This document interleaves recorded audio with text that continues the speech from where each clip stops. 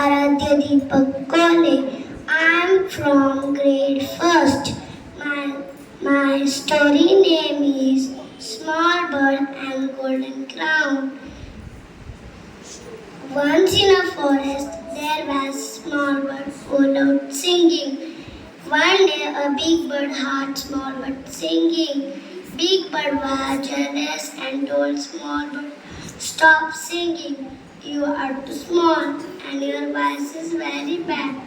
Small bird said, sad bird didn't stop singing. She practiced every day and her voice got better day by day. Few days later, King was passing by the forest. He heard small bird beautiful song and was very impressed. He gave the small bird beautiful golden crown. Moral of the story: believe in yourself. Thank you.